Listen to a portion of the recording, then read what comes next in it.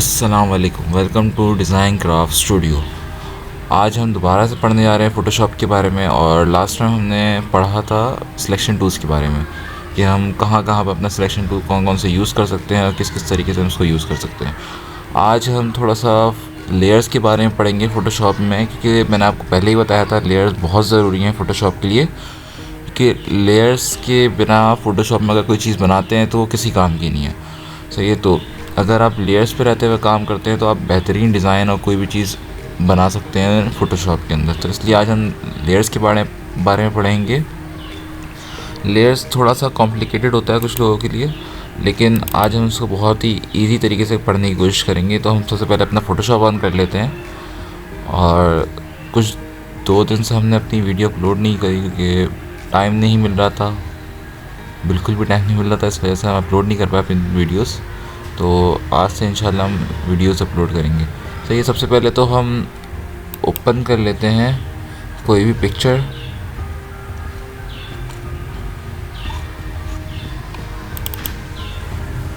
तो जैसे ही हम कोई भी इमेज या कैनवस लेते हैं तो हमारे पास सबसे पहले एक लेयर बनी हुई आती है। अगर आप लेयर पैनल पे जाएं तो लेयर पैनल पे आपको एक लेयर दिख रही होगी, बैकग्राउंड लेयर।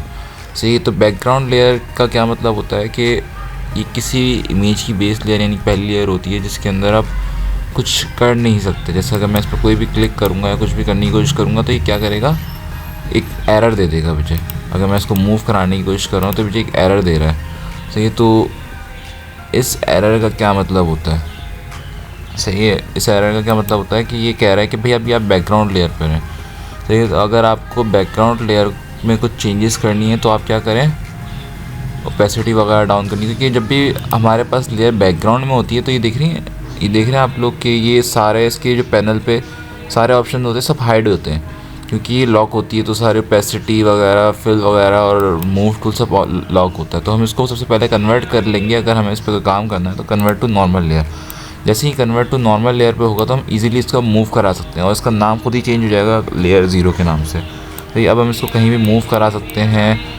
और हम इसकी ओपेसिटी कम करना चाहें तो ओपेसिटी भी कम कर सकते हैं। इसमें कोई भी अपना ब्लेंडिंग ऑप्शन लगा सकते हैं, कुछ भी कर सकते हैं। सही है, तो अगर हमें बैकग्राउंड लेयर पर कोई काम करना है तो हम इस तरीके से कर सकते हैं। एक और तरीका है, अगर मैं कंट्रोल Z करूँ तो अगर मैं आपको कंट्रोल Z करके दिखाऊं तो इसमें मैं अगर बैकग्राउंड लेयर को एक और तरीके से अगर चेंज करना है तो मैं इस लेयर पे आकर डबल क्लिक कर दूंगा। सही, तो यहाँ पर मुझे उससे ये नाम पूछेगा कि कौन सी नाम की आपको लेयर रखनी है। तो यहाँ पे मैं अपना कोई भी नाम रख दूँगा तो ये लेयर उसी नाम से आ जाएगी।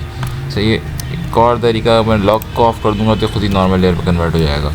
सही है, तो ये हमारे पास बैकग्राउंड लेयर होती है। अगर हमें इस पर कुछ भी काम करना है तो हम ईज़िली कर सकते हैं। जैसे अगर मैं इस पर ब्रश अप्लाई करता हूँ, अभी ये मेरे पास बैकग्राउंड लेयर पे मैंने इस पर ब्रश अप्लाई करा। सही है, तो ये क्या हुआ, ये ब्रश अप्लाई तो हो गया लेकिन अब मैं इसको मूव नहीं करा सकता। ये ब्रश अप्लाई तो हो जाएगा लेकिन ये मैं इसको क्या करा रहा हूँ, मूव नहीं करा सकता। क्यों? क्योंकि ये मैंने बैकग्राउंड लेयर पे अप्लाई कर दिया। सही है, तो अगर मुझे इधर कुछ अप्लाई करना है कलर वगैरह तो मैं क्या करूँगा कि मुझे पहले इसकी एक नई लेयर बनानी पड़ेगी। अगर मैं उसी लेयर पे रहते हुए कोई भी अब काम कर देता हूँ तो क्या होगा, वो कोई किसी काम का नहीं रहेगा। तो ये जैसे अगर मैंने इसी के ऊपर एक और न्यू लेयर ले ली। अच्छा, इसके अंदर देखिए कुछ ऑप्शंस होते हैं हमारे पास। एक होता है, मैंने आपको शायद पहले बताया होगा, कौन सी लेयर, इसे कहते हैं डिलीट का ऑप्शन है, डिलीट लेयर। ये create a new layer, new group, और ये बहुत सारे ऑप्शन से सब पढ़ाएंगे। सबसे पहले मैं एक न्यू लेयर ले लेता हूँ। यहाँ से न्यू लेयर लेने के लिए हम इस पर क्लिक करेंगे तो ये हमारे पास एक न्यू लेयर आ जाएगी। अब मैं इसके ऊपर रहते हुए अगर कोई काम करता हूँ, जैसे मैंने कोई भी ब्रश अप्लाई करा इसके ऊपर, तो ये क्या कर रहा होगा, ये हम इसको मूव करा सकते हैं ईज़िली कहीं पे भी।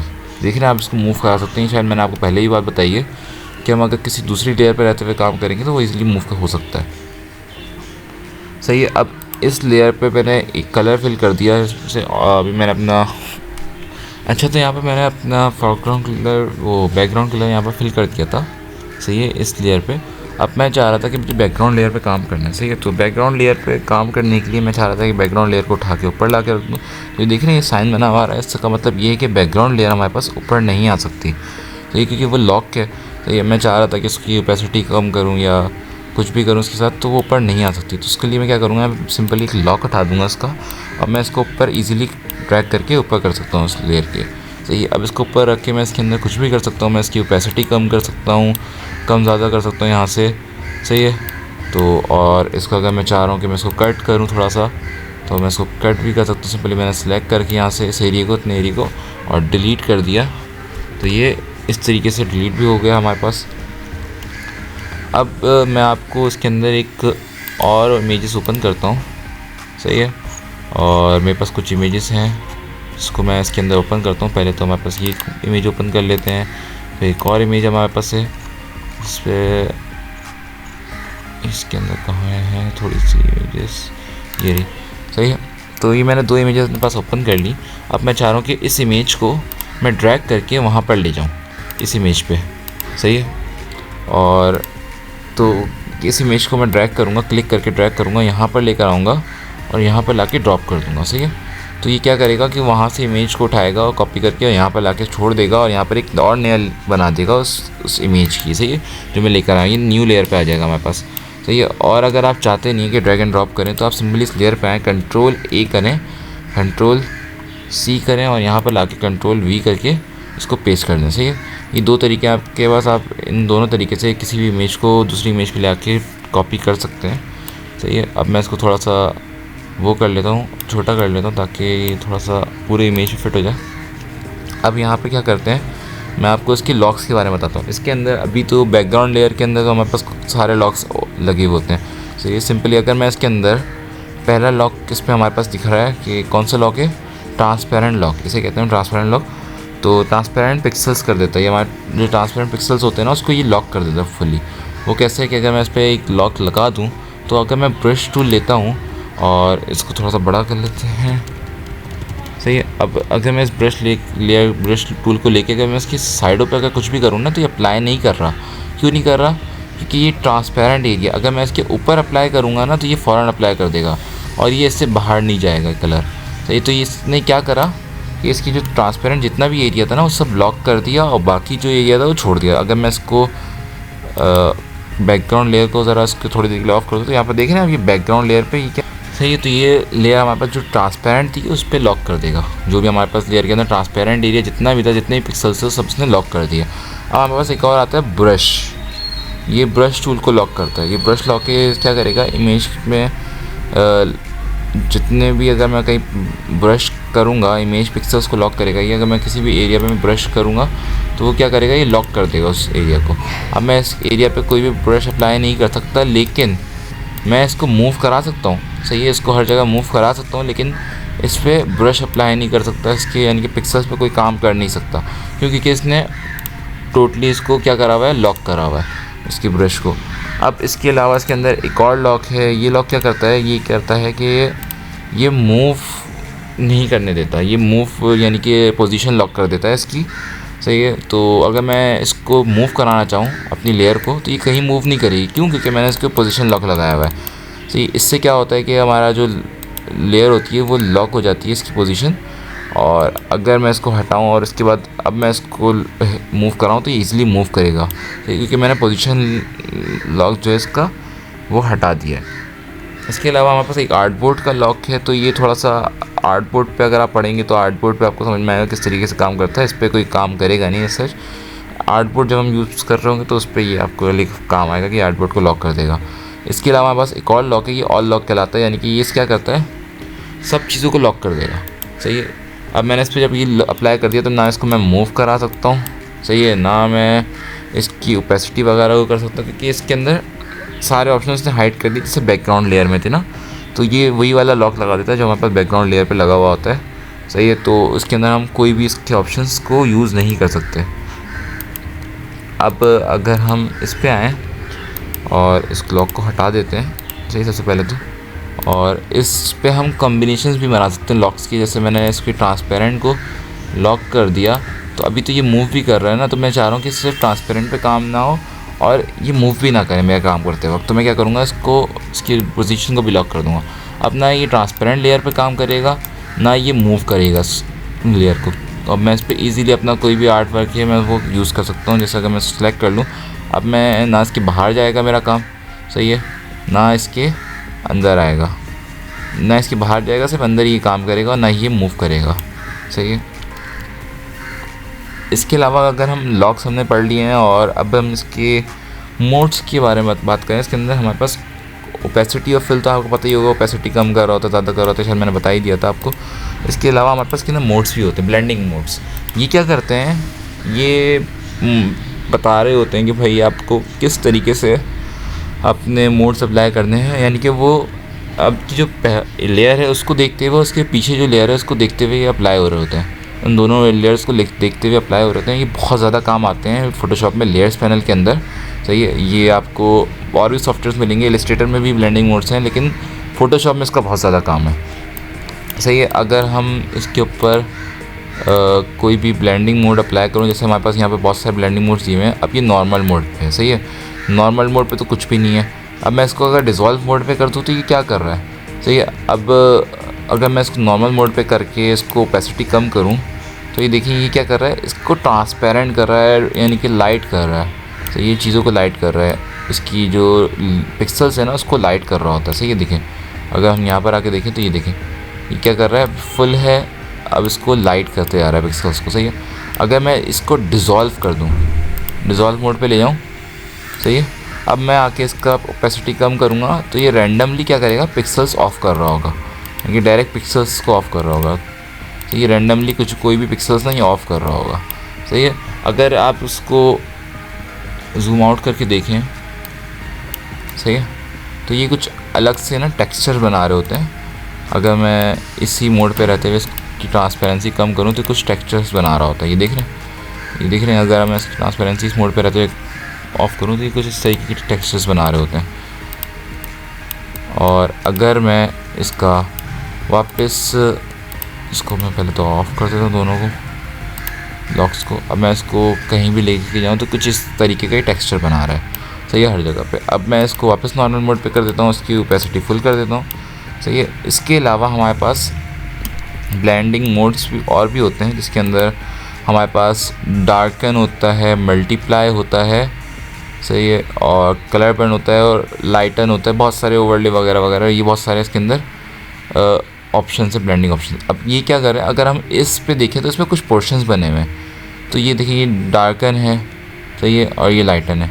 तो ये क्या कर रहा है कि ये सिर्फ डार्क एरिया पे अप्लाई हो रहे होते हैं और ये लाइट एरिया के लिए होते हैं, और ये अलग अलग यानी कि पोर्शंस बने हुए हैं। तो हर उसका एक अलग अलग काम है, और यानी कि अगर आप इसको प्रेडिक्ट नहीं कर सकते कि कौन सी इसमें किस तरीके का बताएगा, किस तरीके की इमेज बना के देगा, कि ये हर कलर्स के हिसाब से आपको इमेज सेट करके दे रहा होता है। सही है। अब मैं अगर इस पे डार्कन मोड अप्लाई कर दूं, सही है, तो ये क्या करेगा, जितना भी डार्क एरिया था ना, वो सॉरी लाइट एरिया था, वाइट एरिया जो भी था इसका, वो क्या करेगा, सब गायब कर देगा। सही है। और सिर्फ डार्क एरिया को रखेगा, सही, जो थोड़ा डार्क था। और अगर मैं इसी की जगह मैं लाइटिंग कर दूं तो ये क्या करेगा, जितना भी वाइट एरिया था ना उसको दिखाएगा, और जो डार्क एरिया था थोड़ा सा उसको ख़त्म कर देगा, यानी कि ये डार्क एरिया को ख़त्म करेगा और लाइट एरिया को दिखाएगा। अब इसकी एग्जांपल आपको थोड़ा और अच्छे से समझ में आएगी कि अगर मैं इसकी जगह एक और इमेज लूँ, इसको मैं पहले हटा देता हूँ, इस लेयर को डिलीट कर देता हूँ और एक और इमेज ओपन कर लेता हूँ। कुछ इस टाइप की इमेज ओपन कर लेते हैं, सही है, और इसको उठा के मैं यहाँ पर ड्रैग एंड ड्रॉप करता हूँ, इस पर नहीं, इस पर कर देता हूँ। सही है। कंट्रोल टी से ट्रांसफॉर्म करते हैं इसको थोड़ा सा।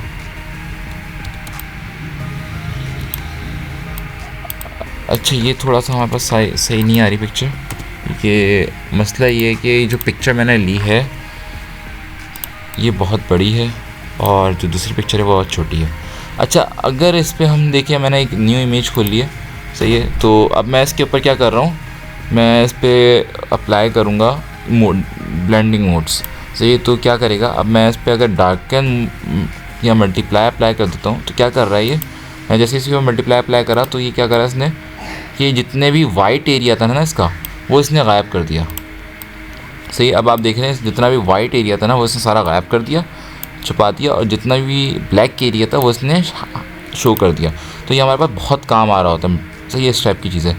कि अगर हमें कहीं से वाइट एरिया ख़त्म करना हो तो हम ये मल्टीप्लाई कर दें उस लेयर को, तो उसकी सारा वाइट एरिया ख़त्म हो जाता है, ना कि हम उसको सिलेक्ट कर करके करें।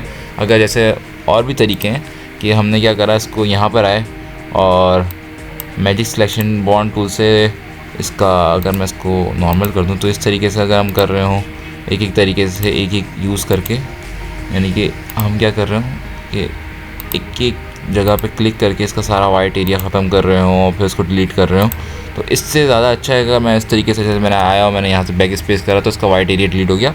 इससे ज़्यादा अच्छा ये है कि आपको थोड़ा सा आसानी होगी इसको करने में और आप इसको डायरेक्ट मल्टीप्लाई कर दें।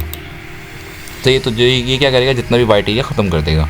और अगर इसी को मैं स्क्रीन कर दूंगा तो ये क्या करेगा, स्क्रीन ये वाइट एरिया दिखाएगा, ब्लैक एरिया जितना भी वो ख़त्म कर देगा। अगर आप यहाँ पर देखें तो वाइट एरिया ये दिखा रहा है स्ट्रक्चर के अंदर, और ब्लैक जितना भी एरिया था ना वो सब इसने क्या करा, डिलीट कर दिया। तो ये रिमूव कर दिया, यानी कि हाइड कर दिया अभी कुछ देर के लिए। और इसी तरीके से अगर हमारे पास इसके अंदर हम क्या करना चाह रहे हैं, इसका क्या करें, इन्वर्ट करना चाह रहे हैं। अगर हम नॉर्मल पे ले आता हूँ और कंट्रोल आई करता हूँ तो ये क्या करा इसने, कंट्रोल आई से क्या करा इसने, एक और चीज़ ये क्या कर रहा है कि कंट्रोल आई से ये इन्वर्ट कर रहा है कलर को। इसने क्या करा, ब्लैक को वाइट कर दिया, वाइट को ब्लैक कर दिया।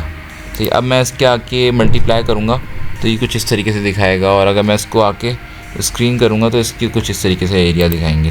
तो ये तो, और दोबारा कंट्रोल आई करता हूँ तो ये दोबारा क्या करेगा, लेयर को इन्वर्ट कर देगा। सही है। तो ये कलर इन्वर्ट करने के लिए आपको दो लेयर्स, दो कलर के दरमियान डिफरेंस करना है, यानी कि दो, आप एक वाइट है तो ब्लैक कर दो, ब्लैक है तो वाइट कर दो, आपस में इन्वर्ट करवाना है दोनों कलर्स को। तो कंट्रोल आई दबा के आप इन्वर्ट भी करा सकते हैं कलर्स को अपने। सही है। अब इसके बाद हम क्या करते हैं, इसको खैर मैं डिलीट कर देता हूँ और इसके ऊपर ये वापस उठा के ले आते हैं और कंट्रोल टी से सबसे पहले मैं इसमें ट्रांसफॉर्म कर लूँ।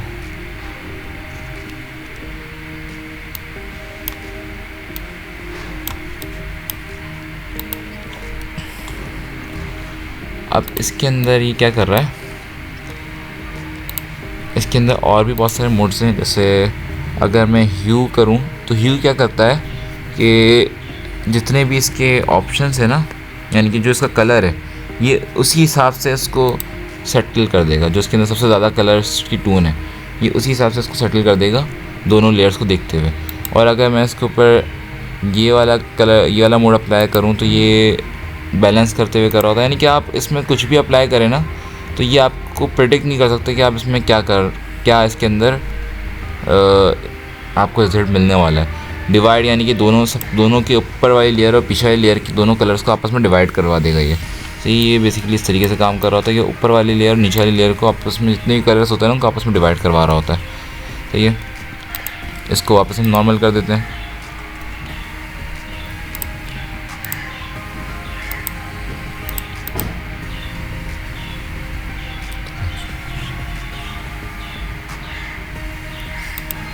सही है। तो आप इसमें ये नहीं कर सकते कि बता नहीं सकते कि भाई कौन सा ब्लेंडिंग मोड आपका कौन सा रिज़ल्ट देगा। अब अगर मैं इसमें एक चीज़ करके दिखाता हूँ आपको कि मैं इस पे आया, इसकी इमेज पे। अब मैं चाह रहा हूँ ये जो मैंने अनार लिया हुआ ये थोड़ा सा इसका कलर चेंज करना चाह रहा हूँ। मैं चाह नहीं रहा कि भाई ये रेड कलर का हो। सही। तो मैं सबसे पहले क्या करूँगा, इसको सिलेक्ट कर लेता हूँ। सही है। यहाँ से मैंने इसको सिलेक्ट कर लिया, सेलेक्ट करके कि अच्छा, अब मैं इस पिक्चर पे आ जाता हूँ और अपना इसको सिलेक्ट कर लेता हूँ इस पिक्चर को।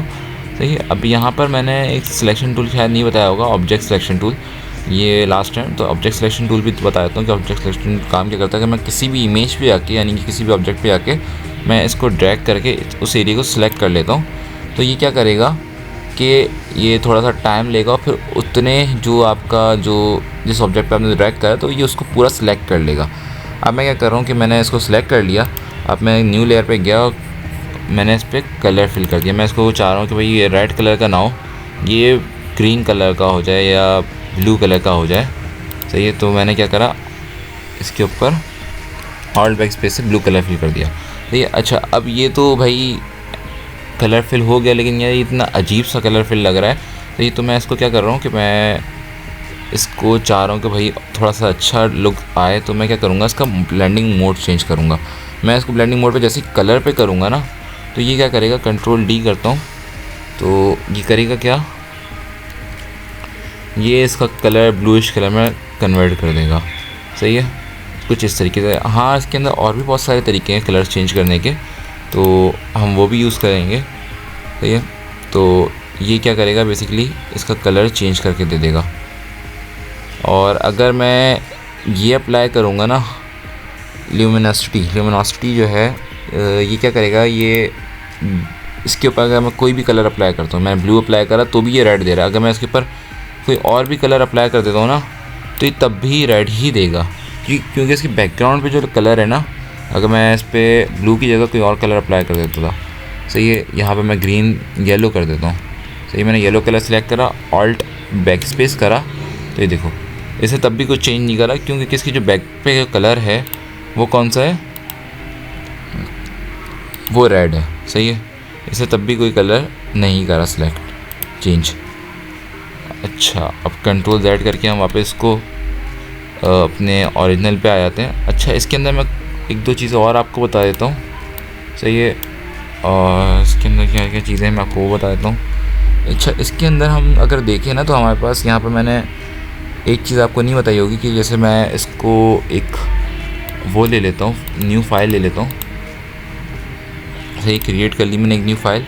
अब मैं इसके अंदर एक लेयर ली और मैंने क्या करा, एक सर्किल बनाया। सही है, और इसके ऊपर मैंने कलर फिल कर दिया ऑल्ट बैक स्पेस से। सही है, और इसकी मैंने कॉपियाँ ले ली। मैं क्या करता हूँ, इसकी कॉपी बना लेता हूँ। सही है, एक और कलर के लेता हूँ और उसमें दूसरा कलर फिल करता हूँ, शिफ्ट दबा के। मैं क्या करता हूँ, एक और इस पे लेता हूँ और इसके ऊपर दूसरा कलर फिल कर देता हूँ। सही है, अब मैंने इसके ऊपर दूसरा कलर फिल कर दिया ऑल्ट बैक स्पेस से। अच्छा, ये दोनों को सिलेक्ट कर लिया, कंट्रोल डी करो और अब इसके ऊपर एक और सर्किल बनाओ। सही है, अब ऑल्ट बैक स्पेस से मैंने इसके ऊपर एक और कलर फिल कर दिया। सही है, अब ये दोनों एक अलग अलग लेयर पे हैं। सही है, सही है, अब मैं इसकी एक और कॉपी अगर बना लूँ, तो कंट्रोल जे से, और इस पे मैं दूसरा कलर फिल कर देता हूँ।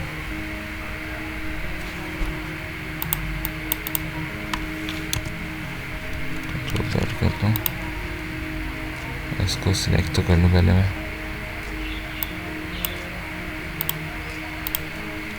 सही है, इस पर मैं दूसरा कलर फिल कर देता हूँ, बैक स्पेस और बैक स्पेस मैंने दूसरा कलर फिल कर दिया। अब ये तीनों अलग अलग लेयर पर है। अब मैं चाह रहा हूँ कि इन तीनों को एक साथ रख के, कंट्रोल डी करो पहले। अब मैं चाह रहा हूँ कि इन तीनों को ना एक साथ रख के मैं मूव कराना चाह रहा हूँ। तो क्योंकि अभी अलग अलग मूव कर रहे हैं, तो मैं क्या करूँगा कि इन तीनों को सिलेक्ट करूँगा और कंट्रोल जी कर दूँगा। तो ये क्या होगा, एक ग्रुप बन जाएगा। अगर हम इस पर देखें लेयर के ऊपर, तो ये क्या हुआ, ये ग्रुप में कन्वर्ट हो गया। अब मैं इनको एक साथ भी मूव करा सकता हूँ। सही है, यानी कि ये एक ग्रुप में आ गए और ग्रुप का नाम मुझे कोई देना है तो मैं नाम भी दे सकता हूँ, सर्किल। जैसे हम कोई काम कर रहे हैं वहाँ पे अपने उसमें प्रोजेक्ट के अंदर, तो उसके अंदर बहुत सारी हमारे पास लेयर होती है, तो हम क्या करते हैं, उनका ग्रुप बना देते हैं। सही है, आपस में दोनों सबका ग्रुप बना देते हैं। तो बेसिकली वो करता है ये कि आपस में ग्रुप बना देता है और उसके अंदर वो आप काम कर सकते हो अपनी, जो अगर आपने कोई एक पर्टिकुलर एरिया पे काम करा है तो आप उसका एक ग्रुप बना दो, दूसरे एरिया का अलग ग्रुप बना दो, किसी भी हर ऑब्जेक्ट का एक अलग अलग ग्रुप बना के रख दो। उसमें होगा क्या कि आपको ढूंढने में आसानी होगी, और देखो ये जगह कितनी ज़्यादा आपके पास बच रही है।